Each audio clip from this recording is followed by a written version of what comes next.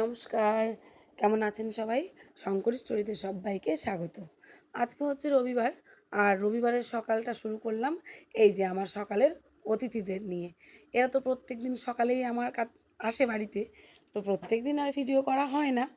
আর এগুলোকে দেখে নিশ্চয়ই চিনতে পারছেন, এগুলো কিন্তু পদ্মের টিউবার। আমি একদিন শর্টে দিয়েছিলাম। তো এই পদ্মের টিউবারগুলোকে আজকে ছেলে লাগাবে। ছেলে আর ছেলের বাবা বসে পড়েছে একটু চা খেতে। ছেলে তো দুধ চা খায়, লিকার চা খায় না। ওই জন্য ওর জন্য হলো দুধ চা, বাবার জন্য হলো লিকার চা। এখনো কিনতে হবে না, যখন আমি বলবো তখন তার জন্যই তো আমরা দিই।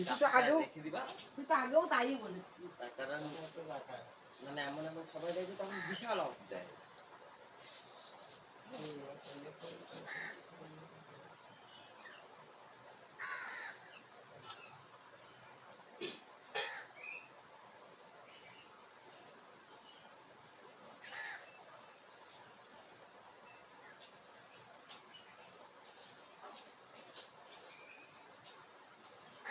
দুটো প্লাস্টিকের ঠোঙায় নিয়ে আসা হলো, এটা কেমন? প্লাস্টিকের এই যে গ্লাসে আনা হলো, এটা কেমন?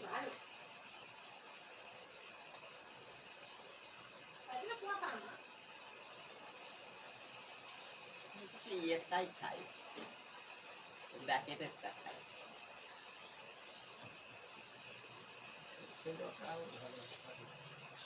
সবগুলো দেখা ভালো, কিছুই হচ্ছে না এখন, গায়ে গায়ে র্যাশ হচ্ছে না, ডিমও খাচ্ছে আমি, তাও কিছু হচ্ছে না। তবে এই কথাগুলো তো সে অনেক আগেই বলতাম, কিন্তু সেই সময় তো আর গুরুত্ব দিতে কেমন সবাই তো আছে, এগুলোই দরকার। মানে এখন এই যে যুক্ত আবহাওয়া, জলের প্রয়োজন, বাতাসের প্রয়োজন, খাবারের প্রয়োজন, সব প্রয়োজন, মাটি বিষয় এই ইয়েতে গেলে টক দইটা খুব অতি প্রয়োজনীয় জিনিস। আর লেবু জাতীয় খাবার, অ্যাসিড যদিও হয়তো খেতে থাকলে তখন আর অ্যাসিড হবে না। জল থেকে এই টিউবারগুলো এবার তোলা হলো, এগুলো এবার পোতা হবে। কিন্তু পোতাটা তো এটা সজাল, এগুলো না ফুলে ফুলে মোটা হয়ে গেছে, সরু সরু ছিল কিন্তু জলের জন্যই না। এই কন্দগুলো বাংলা ভাষাতে এগুলোকে বলে কন্দ, তাই না? পদ্মের কন্দ। যাই হোক, এই যে বড় সাইজের গামলাটা দেখতে পাচ্ছেন পোটের উপরে বসানো আছে, এই বালতির মধ্যে, এই বালতি বলছি সরি, এই গামলার মধ্যে করেই পদ্মগুলো লাগাবে। আগে কাদাটা তৈরি করে নেবে তারপর। আর ওই যে বাড়ি এসেই লেগে গেছে সমস্ত কাজকর্ম। আসলেই ওর হাতের মধ্যে হাতে পায়ে সুরসুর করে, এটা কাটবো সেটা কাটবো, এটা পরিষ্কার করব সেটা পরিষ্কার করব, এই কাজ। আর বাকি কোনো কাজ নেই। লেগে গেছে সকালে উঠে চা খেয়ে বাবার সঙ্গে বসে কথোপকথন সেরে নিল, একটু গল্প গুজব হলো। অন্য সময় তো আর সময় হয় না, বাবা চলে যাবে তো নিজের কাজে, তখন তো আর ওর কথা বলার সময় হবে না। সেই জন্য চা খেতে বসেই দুজনে একটু গল্প করে নিল। সেটা তো আপনারা দেখতেই পেলেন, বাবা ছেলের কথোপকথন রেডি করে নিয়েছি আমার আজকের জলখাবার। আমি আজকে জলখাবারে খাবো যে স্মুদিটা বানিয়েছি, এই স্মুদিটাই আমি খাবো। আর ওদের জন্য তো রুটি তরকারি বানিয়েছি, ছেলে আছে, ও খাবে, ওরা রুটি তরকারি খাবে, আর আমি খাবো আজকে স্মুদি। কুমড়ো গাছটাকে কাটিস না, ওটা ফুল ফুটলে তারপরে খেয়ে ফেলবো। এমনি নামিয়ে রাখ, ওই আলোটাও অন্ধকার হয়ে গেছে জানিস, কেমন যেন আবার মেঘলা মেঘলা হয়ে গেল। বেশ রোদ্দুর বেরিয়েছি তো আবার এখন।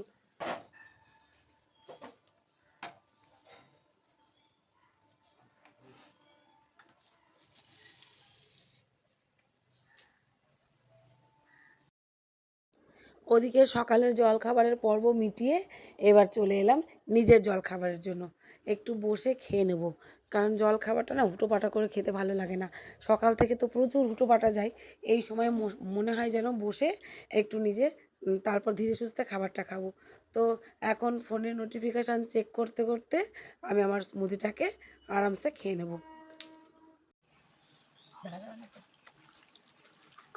টক দইটা দিলাম, এবার মশলাগুলো দেবো। এই যে ওর মধ্যে মশলাটা ইয়ে করে নিয়ে নেন।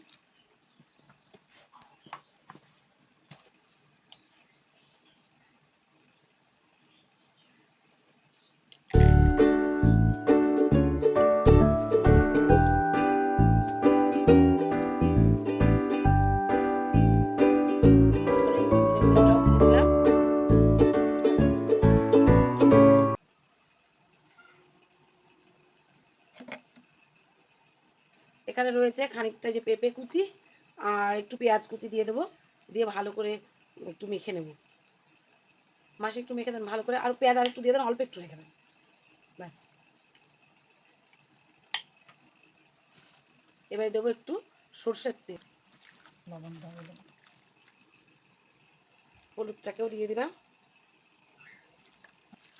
প্রয়োজন মতো এই যে লবণটাও দিয়ে দিচ্ছি। আর এবারে দেবো একটু সর্ষের তেল, সর্বশেষ দিয়ে দিলাম এই যে সর্ষের তেল। এবার মাসি ভালো করে চটকে চটকে একটু মেখে দেবে। মাসির হাত জ্বালা করে না, আমার আবার ভীষণ হাত জ্বালা করে। মাসিরও করে না তা না, কিন্তু কম। আর আমার তো যদি মাখি হাত দিয়ে তাহলে সারাদিন ভাত জল কিচ্ছু খেতে পারবো না, এতটাই হাত জ্বালা করে। হয়েছে, ভালো করে চটকে চটকে মাসি মাখতে থাকুক, আর আমি এদিকে অন্য কাজ সারতে থাকি। মাংসটা একদম সিম্পলভাবে রান্না করব। কড়াইতে দিয়েছি তেল, গ্যাসটাকে একদম কমিয়ে দিলাম, একটুখানি দিলাম গোটা জিরে আর শুকনো লঙ্কা, ব্যাস। এই হলো ফোড়ন, বাকি আজকে কিছু আর দেবো না। যে পেঁয়াজটা কেটে রেখেছি সেটাকে দিয়ে দিলাম।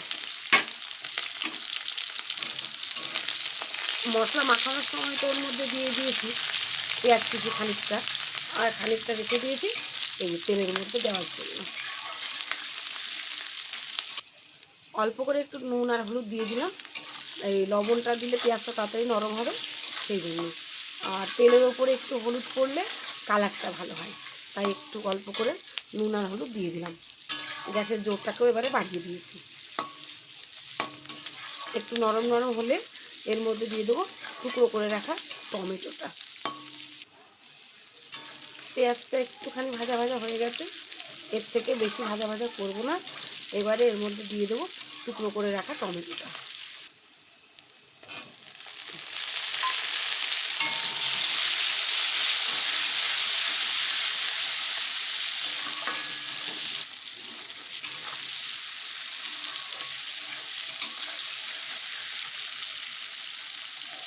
এবারে দিয়ে দিচ্ছি এই যে মেখে রাখা মাংসটা।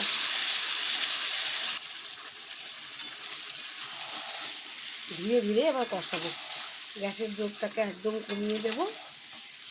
খানিকটা আগে নাড়াচাড়া করে নেব জোর অবস্থাতেই, তারপর গ্যাসের জোর কমিয়ে ঢাকা দিয়ে দেবো।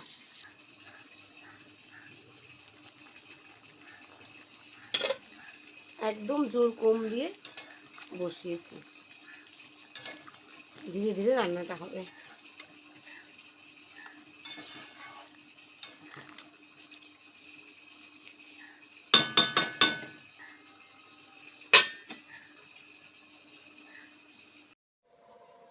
রান্নাবান্না সমস্ত কমপ্লিট হয়ে গেছে, খাওয়া দাওয়ার জন্য এই যে ভাত তরকারি একদম রেডি করে গুছিয়ে নিয়েছি। আজকের মেনু হচ্ছে এই রকমভাবে সাজানো হয়েছে। তাহলে আজকের মতো ভিডিও এই পর্যন্তই। টাটা সকলকে, সবাই খুব ভালো থাকবেন, সুস্থ থাকবেন, সাবধানে থাকবেন।